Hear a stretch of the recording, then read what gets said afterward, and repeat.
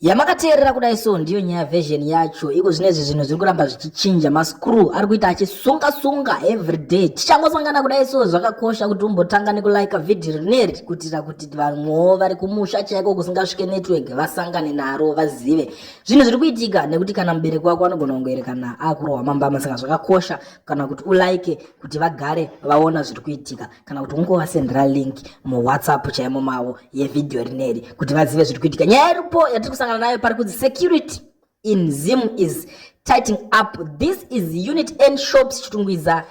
Police has ordered all shops to close as early as 7:30 p.m. today. In Mavuku, Epworth, Mbare and Mukush, police tents are being pitched. This comes after a war veteran comrade Geza marked 31 March as mass protest day. Donya iri panapa iri kuitika vari kunzi polisi yacho yakangozara yakangobudikira pese pese mushure mekunge vanzwa vageza vachitaura kuti zvoni musi wa 31 ndipo pari kuda kuitwa ratidziro kana kuti mademonstration. Hatisi kuzivawo kuti sei polisi iri kuita kunge iri kuda kupindira nyaya dzavageza nenyaya dzapresident Emmerson Mnangagwa. Hatisi kutozivawo, tiri kutovhiringidzikawo kuti chii chiri kuitika, zvivindi here kana kuti chii kudherera here, nekuti vakanzwa mashoko aitaurwa nava Blessed Geza vachitopa yambiro kumukuru wavo wemapurisa kuti iwewe Mutamba chimbomira kudhakwa, usamwe musombodhiya iwewe, chimbosiyana nevanhu, haikona kuita uchibata-bata vanhu, nekuti mukada kuramba muchinetsa-netsa vanhu kana kuti tikanzwa kuti pane munhu akwazwa kana kuti aitwa sei,